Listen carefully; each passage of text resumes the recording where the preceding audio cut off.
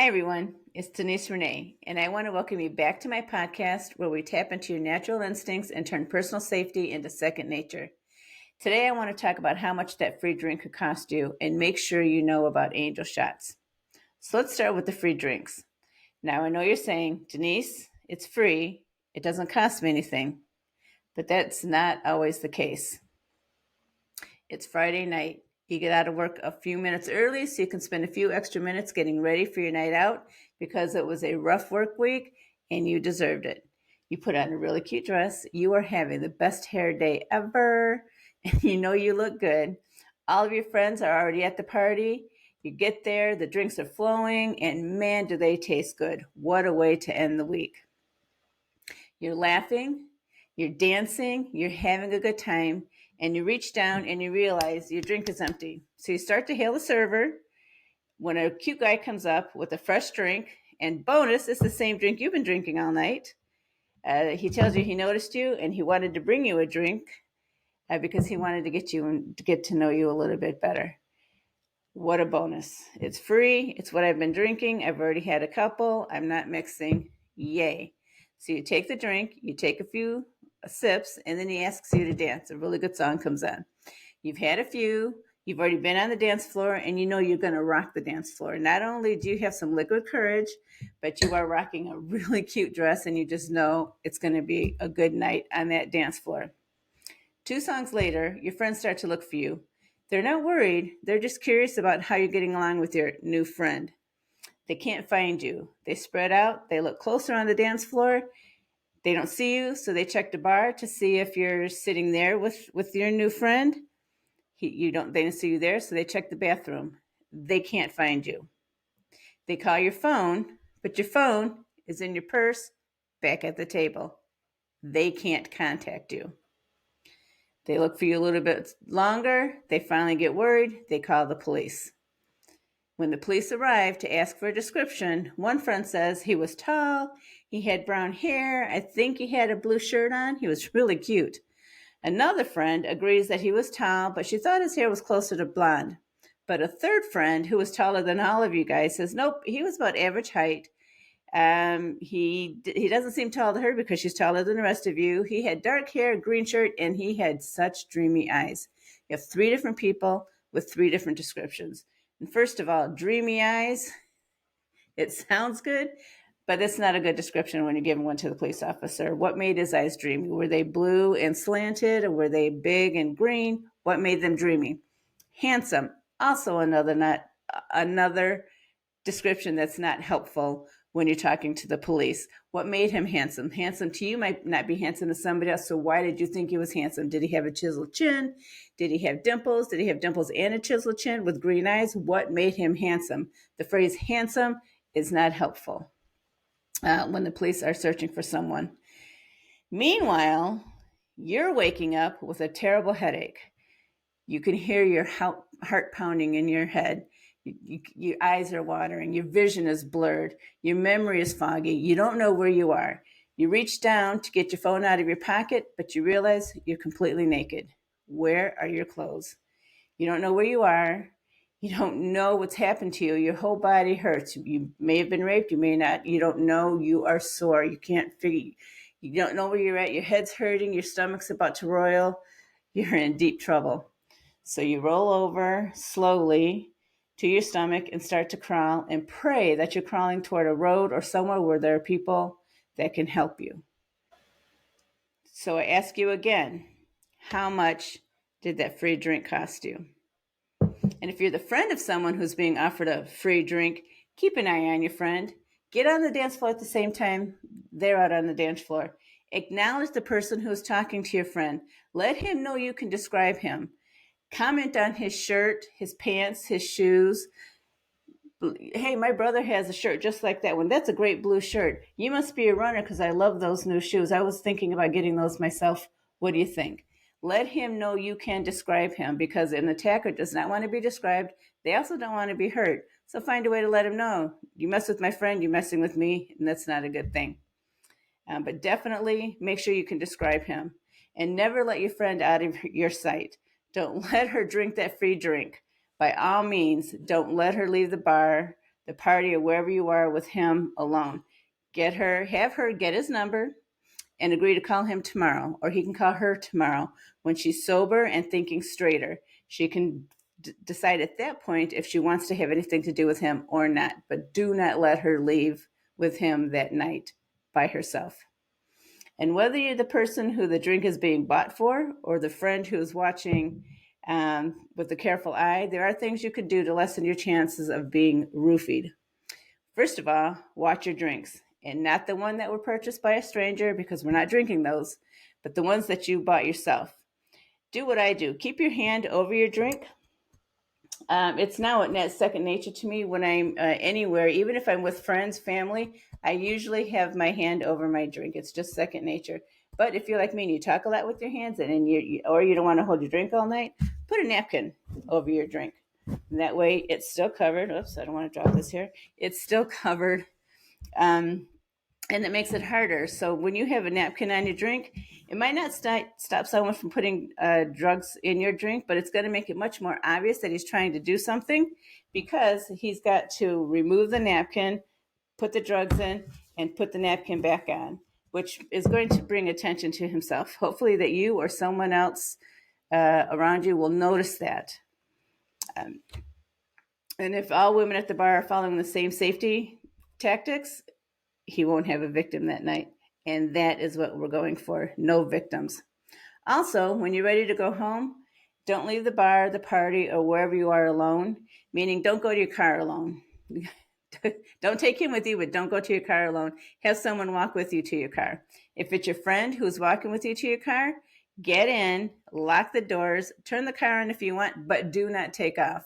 Wait until your friend goes back into the building that you came from. Make sure you watch your friend get back in the door, all the way in, not by the door, but all the way in. You don't want to leave her vulnerable out in the parking lot either. And another tip is not to accidentally bring attention to yourself. If you're the first person of your party to arrive to a party, to the bar, wherever you're going that night, according to Debbie Pickus, a self-defense trainer, if you are the first person to arrive to the party, look confident. She says if you look timid, afraid, or nervous because your friends aren't there or you're uncomfortable being alone, you attract predators. Act like you own the place. Even if you don't feel like it, act like it, because presence is everything. And I'll put the link to her article in the show notes, along with a couple of other references that I have for this podcast. Also, if you feel like you're being harassed or not safe due to unwanted attention, you can order what is called an angel shot. Ordering an angel shot tells your server that you need help without you actually having to say, hey, I need help. Ordering an angel shot is for any time you feel uncomfortable, not just when a stranger is trying to buy your drink, but if you're with an ex and he's being aggressive or manipulative, or you just feel unsafe. Order an angel shot to let people around you know that you are uncomfortable and you are potentially in danger and you need help from them to get away from the person. Ordering an angel shot in and of itself is code, but there are also specific angel shots you can order to give the server an idea of what kind of help you need. The first one is the angel shot on the rocks, or angel shot with ice. This means you want the person to discreetly call a taxi or a rideshare service like Uber, Lyft, or whatever the latest rideshare service is. They'll let you know when your ride arrives, so you can find a way to excuse yourself and get out the door. Now, if you know the person, you can tell him that you're leaving, but you're leaving alone, and be firm with it. I'm leaving alone. If he follows you out and gets into the car, tell the rideshare driver that you don't want to share the ride and you want him out of the car. If he does not get out of the car, then you ask the rideshare driver not to leave, but to tell them that you're getting out of the car for your safety. At that point, dial 911. You are in danger. You may not think so, but you are in danger. If he's being that aggressive and you need someone more than a rideshare driver to get you out of that danger, you're in trouble. And don't worry about hurting his feelings. He's not worried about hurting your feelings with all the drama he's causing. So don't worry about hurting his feelings. Don't worry about, he's going to be mad at me. So what? Get yourself out of danger. Unfortunately, there are people in the cemetery who thought, it won't happen to me. He will never hurt me. And don't get me wrong, I am not blaming the victim, because it is never the victim's fault. It is his fault, period. It is never the victim's fault. But we as women are raised to be nurturers. We're raised to be compassionate and empathetic, and we're raised to fix him. And unfortunately, that's just not always the case. You can't always fix someone. So don't worry about hurting his feelings. Get yourself out of the situation. And if you think he'll show up at your home, then have the driver take you to a friend's house or somewhere else where you will stay safe. If you don't know the person, then you don't owe him an explanation at all. Just get out of the situation. Just leave. The next one is an angel shot neat or straight up. And this means with no ice. But this means that you need someone to safely walk you to your car when you're ready to leave. You may not be leaving right at the moment, but it makes the staff aware that you're uncomfortable and you will need someone to walk you to the car when you leave so that you get there safely. Again, when you get to your car, make sure you lock the doors right away and don't let the person who's making you feel uncomfortable follow you home. If they do, don't go home. Drive to the nearest police station and have them help you. You can even call the police station to let them know you're coming ahead of time so that there'll be an officer outside waiting for you when you arrive. If you don't want to dial 911 for all the reasons you have, and it's okay, because police stations also have non-emergency numbers you can call to let them know what's going on and to ask them for help when you arrive. The other angel shot is the angel shot with lime, or sometimes it's with lemon, or a combination of. And this is for the situation that's considered the highest level of danger. This is where the potential threat is based on aggressive or unwanted advances.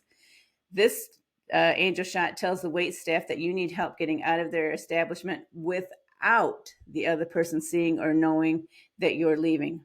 And depending on the situation, the police may be called, and that is okay. In this situation, do not feel like you owe it to your potential attacker an explanation, or don't worry about hurting his feelings. He isn't worried about hurting your feelings or making you feel uncomfortable.